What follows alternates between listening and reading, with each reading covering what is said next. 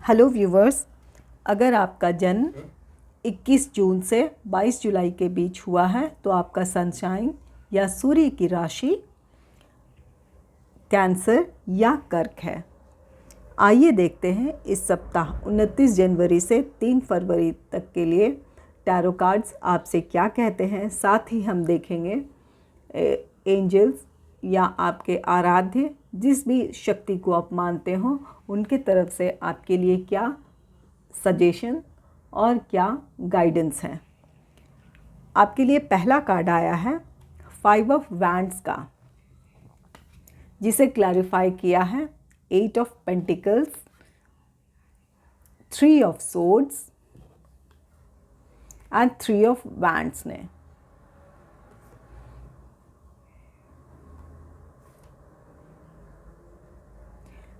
Five of wands किसी तरह के द्वंद्व को दिखाता है।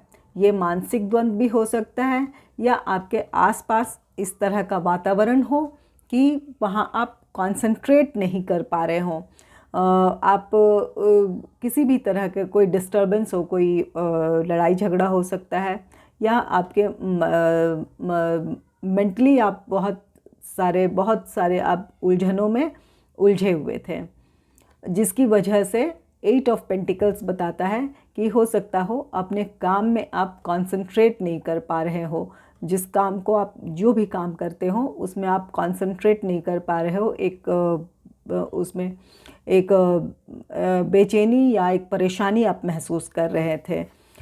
दूसरा कार्ड है 3 ऑफ सोर्ड्स। 3 ऑफ सोर्ड्स कहता, ये हार्ट ब्रेक को दिखाता है। ये जो क्लैशेस हैं, जो भी द्वंद्व हैं या संघर्ष है, उसकी वजह से आप अपने काम में कंसंट्रेट नहीं कर पा रहे थे और उससे आप दुखी भी थे। जो भी आपके आसपास घटित हो रहा वो उससे आप दुखी थे। तीसरा कार्ड है 3 ऑफ वैंड्स का। 3 ऑफ वैंड्स एक वेटिंग कार्ड है, इंतज़ार का कार्ड है। आप ये सोच रहे थे कि कब ये सब कुछ शांत हो और अपने काम में आप फोकस कर पाएँ। तो ये एक मौके को भी दर्शाता है। इंतज़ार, जिस चीज़ आप इसका इंतज़ार कर रहे हैं कि कब आसपास के अब वातावरण में ऐसी पॉजिटिविटी आ जाए कि आप अपने काम में फोकस करें, तो वो समय आप आएगा, वो मौका आपको मिलेगा। दूसरा कार्ड है 8 ऑफ वैंड्स का। 8 ऑफ वैंड्स कम्युनिकेशन को दिखाता है। कोई मैसेज किसी भी तरह से हो, फ़ोन हो, सोशल मीडिया हो, किसी भी तरह के मैसेज को बताता है, जिसे क्लैरिफाई किया है 2 ऑफ कप्स, 5 ऑफ पेंटिकल्स और द डेविल ने। 8 ऑफ वैंड्स, जैसा कि मैंने बताया कि ये कम्युनिकेशन का कार्ड है। और ये 2 ऑफ कप्स ये इक्वल गिव एंड टेक का है। ये कम्युनिकेशन का भी है। ये लव रिलेशनशिप में भी हो सकता है या किसी जॉब पर्पस या अपने किसी काम के पर्पस से भी ये इक्वल गिव एंड टेक हो सकता है। आपको कोई हो सकता है कि आप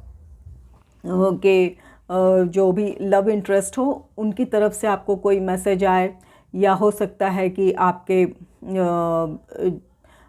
बॉस हो या आपके जो किसी भी बिज़नेस करते हो या किसी तरह का आपको प्रपोज़ल आए या किसी मैसेज का आप वेट कर रहे थे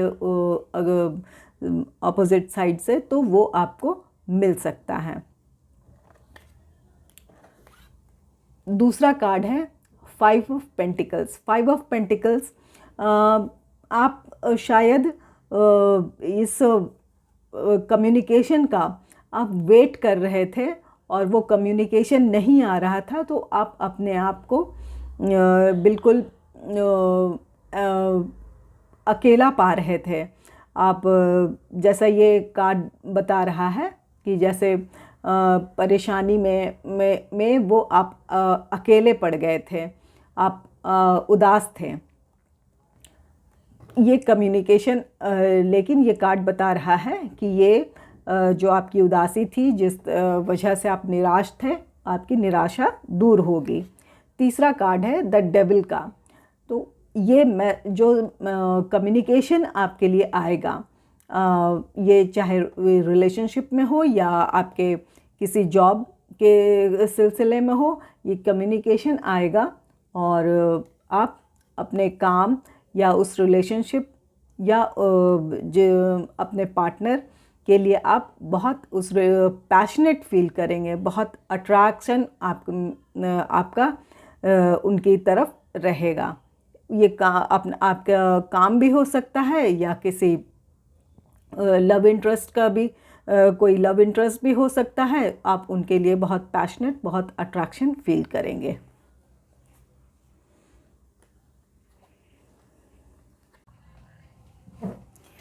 तीसरा कार्ड है स्ट्रेंथ का। स्ट्रेंथ कॉन्फिडेंस को बताता है, आपके आत्मविश्वास को बताता है। स्ट्रेंथ कार्ड को क्लैरिफाई किया है the temperance, king of wands and 7 of cups. Strength ये कॉन्फिडेंस को दिखा रहा है और टेम्परेंस बैलेंस को बताता है। स्ट्रेंथ कार्ड कहता है कि निश्चित तौर पर आप में बहुत आत्मविश्वास होगा, लेकिन कहता है कि ये आत्मविश्वास अति आत्मविश्वास ना हो। ओवर कॉन्फिडेंट होने की ज़रूरत नहीं है। आप को एक स्टेबल माइंड से अपने अंदर बैलेंस लेकर कोई काम या कोई डिसीजन लेने की ज़रूरत है। दूसरा कार्ड है king of wands. King of wands कहता है कि जो भी आप डिसीजन लें, उसके आउटकम को, उसके रिज़ल्ट का पहले आकलन कर लें कि उससे आप क्या पाने जा रहे हैं। उसको पूरी तरह उसका इवैल्यूएशन कर लें, उसका मूल्यांकन कर लें अपने काम या कोई डिसीजन का, तब आप वो फैसला लें। ये किंग ऑफ वैंड्स ये किसी मैरिज प्रपोजल में भी हो सकता है या आपके अपने काम में भी हो सकता है। कोई डिसीजन ले किसी तरह का, तो ये आपको कहता है कि बहुत स्टेबल होकर एक बैलेंस्ड माइंड से कोई भी डिसीजन आप लें, किसी भी चीज़ में, काम हो या रिलेशनशिप हो। तीसरा कार्ड है 7 ऑफ कप्स का। 7 ऑफ कप्स कहता है कि आपके पास ऑप्शंस बहुत होंगे। अगर आपका जॉब है, काम है या कोई रिलेशन हो, तो यहाँ पर आपके पास ऑप्शंस होंगे। उन ऑप्शंस में से आपको जिसको आप चुन रहे हैं, उसके लिए उसका फ्यूचर क्या है, आपका उस डिसीजन का क्या होगा, इस बात की पूरी तरह आप अच्छे से उसका मूल्यांकन कर लें, अच्छे से सोच समझकर आप डिसीजन लें।